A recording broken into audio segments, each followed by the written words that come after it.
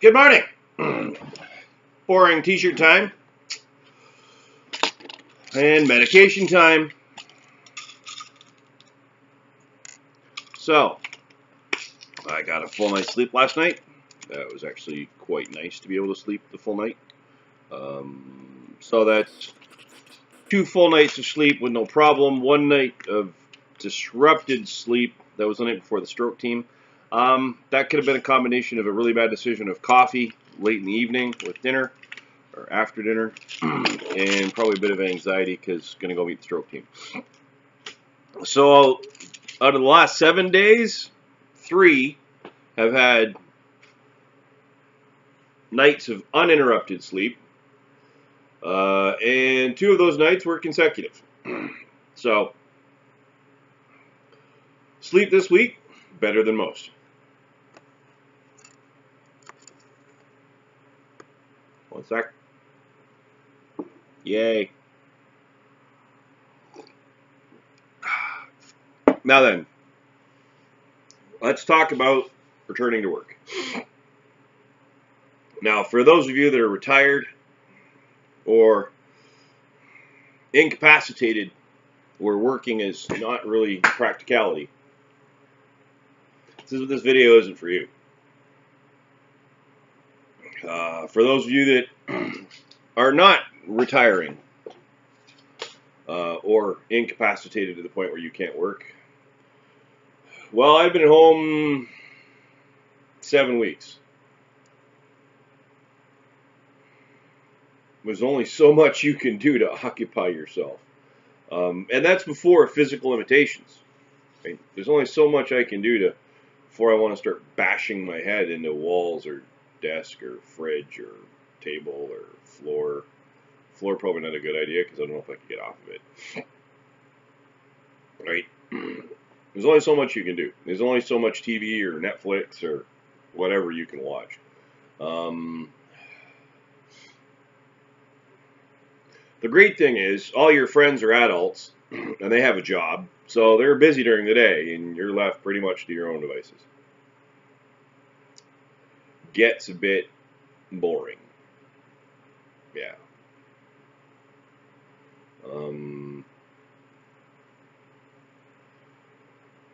So I was kind of hoping I could return to work kind of at the end of September. Having met the neurologist yesterday that saved my life, I went through the laundry list.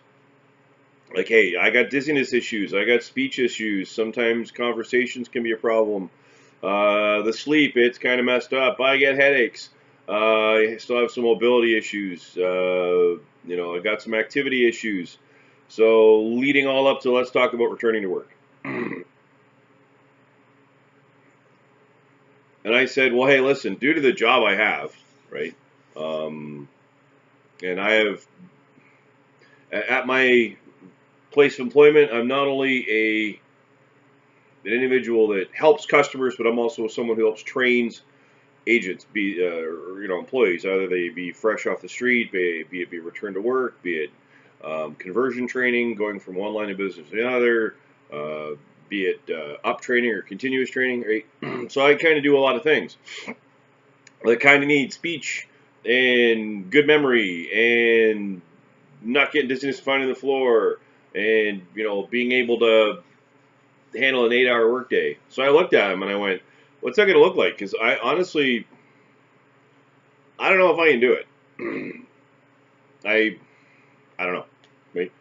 And I wasn't going into that looking for, please write me off until, 2025 or, 2019 or February or whatever. I had no agenda other than what are we doing, right? Like I'm not the expert here. My only concern is A, am I able to go to work at the end of September? And then B, if I am able to go to work, let's talk about a plan. Are we doing like 3 days every other day, and then 3 days, 3 hours every other day, and then we're going to do 3 hours and 5 hours, and then are we going to do, like, how are we going to work this, right? Because my brain just doesn't know what to do with all this. And he goes, nope, when do you have your stroke? So I said, 21st of January. And then he goes, nope, you're done until at least December. I'm like, oh, great. So he wrote me off till December. It's a bit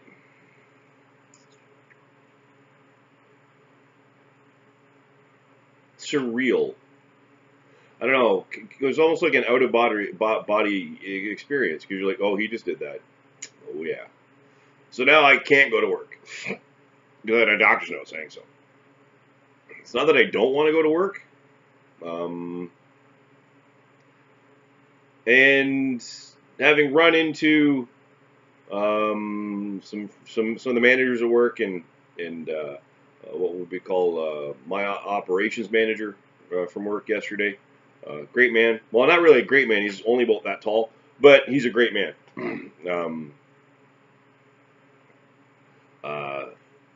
Yeah, work has been extremely supportive, right? Do what you need to do for you. You get better. You come back when you're ready, right? And thank you for being understanding and supportive. Just be it known, I would rather be at work, right?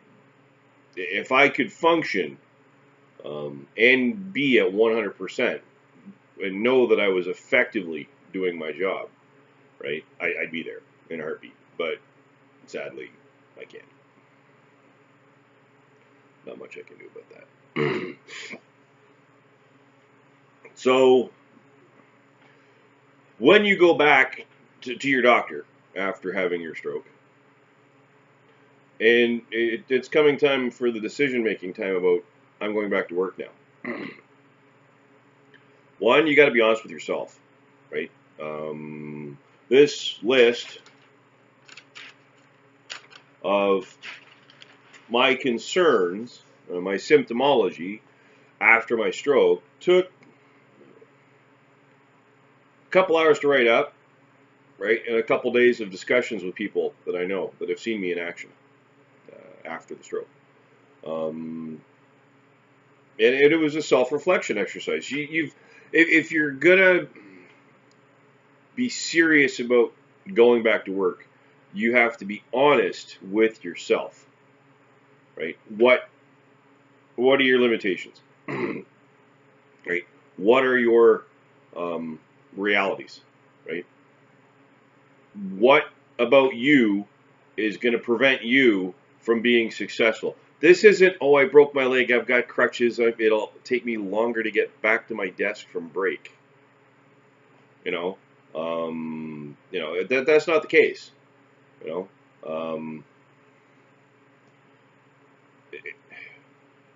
So you've got to be realistic, right? And once you've been realistic with you, when you go meet your team, you've got to be realistic with them, right?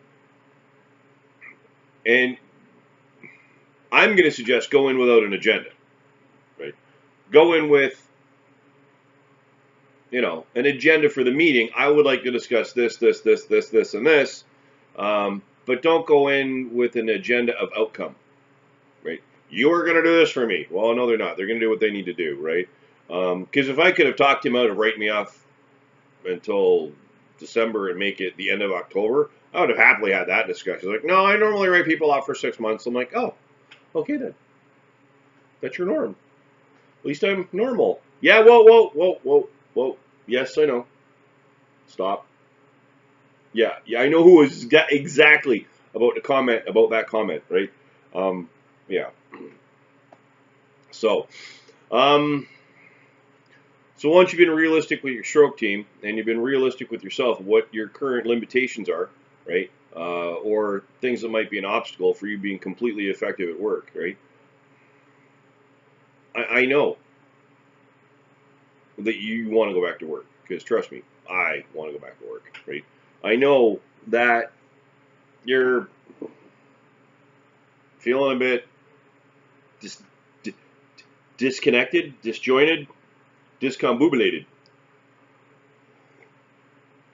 Disorganized.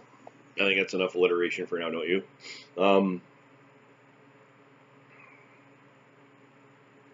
Yeah, because a lot of your identity, right, is caught up with going to work, right? It's the normal thing to do.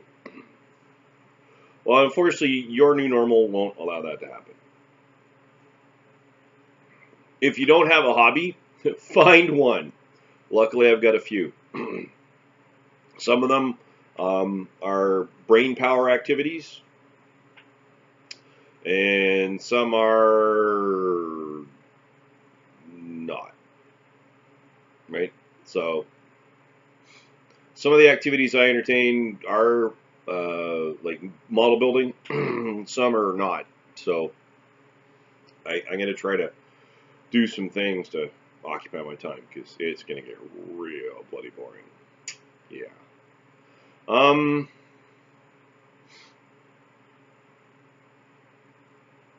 don't really know what to say. I'm off till December. Don't really want it, but I kind of need it. I really need it, but I don't really want it. So, when you have to have that conversation with your clinicians about returning to work, you need to be realistic. Because one, it does no great.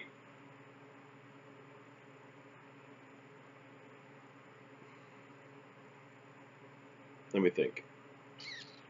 I had a stroke. That might be difficult. It does you a great disservice, and it puts you at a great disadvantage if you try to push it, right? And you decide, hey, no, fuck it. I'm going back to work. This is what we're doing. We're going to work now. I appreciate your vigor and your vim and your zeal, and I applaud you for that. And trust me, if I could find a way to sneak into work and be effective, and no one noticed that I'm there, I'd do it. They wouldn't pay me though, because I wouldn't be actually returned to work. Not a good plan. You got to be realistic, right? And remember, 6 weeks, 6 months, a year. 6 weeks. So I've done the 6 weeks because I'm now in the start of week 8 after my stroke. So now I'm into the 6-month period, right? So now I got to fight to get better.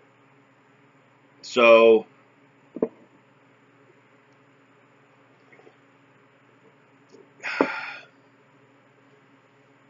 now I got to work for it, right? So I look at it this way: I still have obstacles to overcome, right? The one is I need to be able to get at least 4 to 5 nights in a row of sleep. So I'm not starting out my day sleep deprived, which is already like going to create major issues. I've got to be able to do more than 5 hours of activity out in the world without getting confused, frustrated, overwhelmed. Pick an adjective. It doesn't matter. None of those can happen. I've got to be able to fully function from leaving my door to getting back to my door for more than 5 hours, in the world, and still remain effective. Work isn't just a 5-hour ordeal. Let's be honest here. I've got to be able to,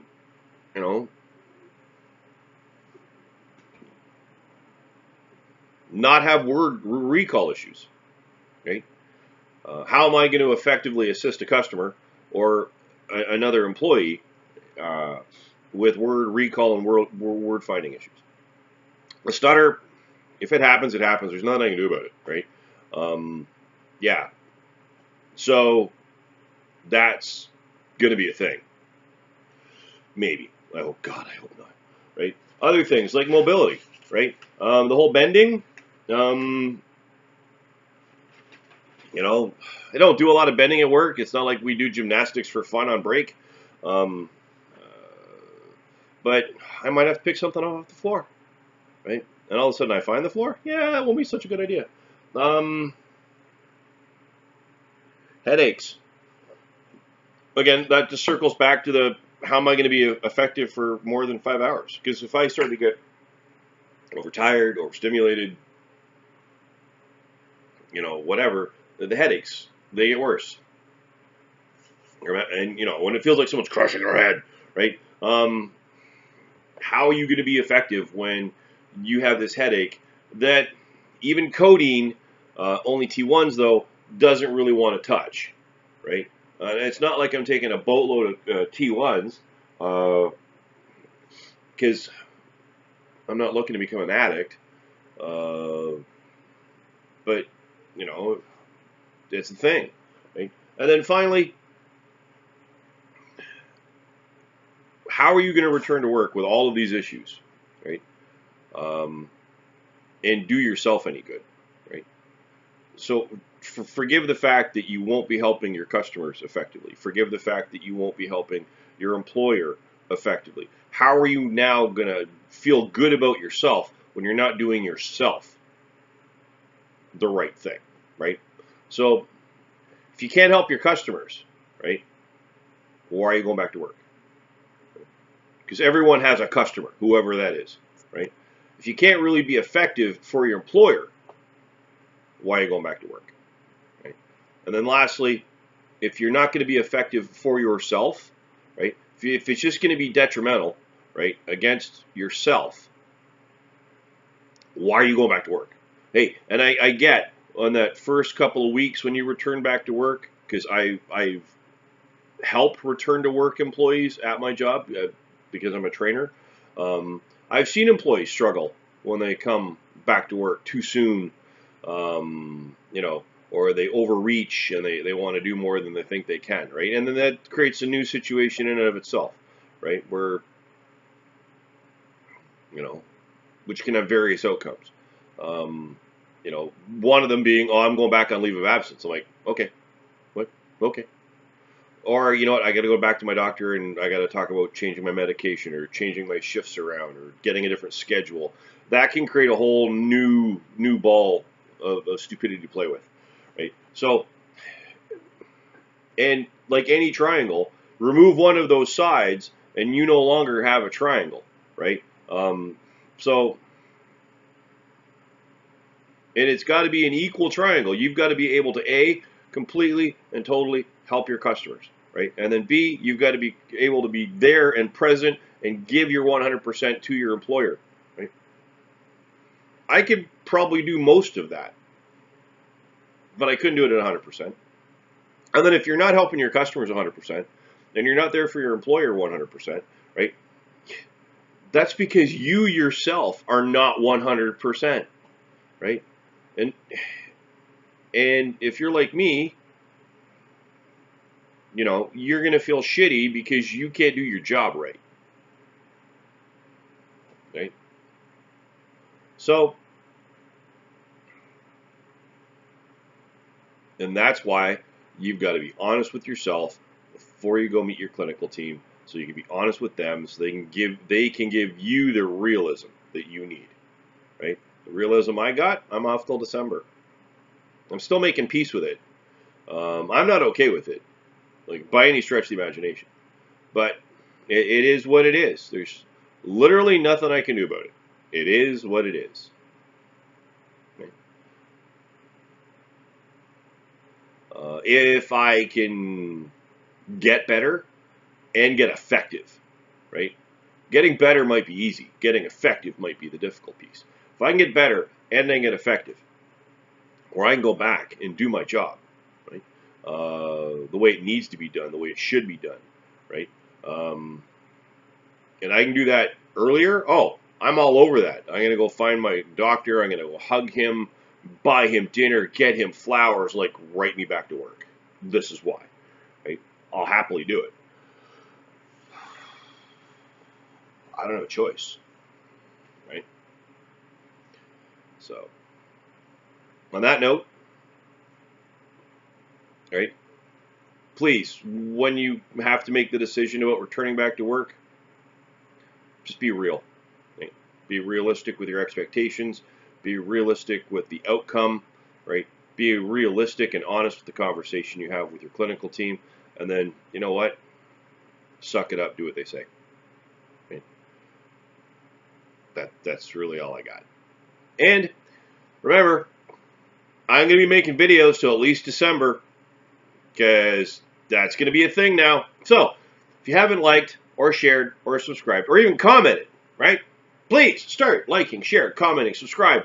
Give it to your friends. Let them see it. If you don't like what you've been watching over the last 7 going on 8 weeks, and you haven't figured out you're almost 20 minutes, 19 minutes, and 47 seconds into a video, for the love of God, go try to find Alex Jones on YouTube, okay? Just look for his new channel. Not that he has one, I honestly don't know. And if you happen to see either in yourself or someone that you love, someone around you, appears to be having the signs or symptoms of a stroke, right? That being facial droop, that being slurred or stuttering speech, inappropriate word usage for situation and context. You've also got the inability to smile equally or effectively, the inability to raise both arms equally or effectively, the inability to stand unaided, or general body weakness or weakness on one side.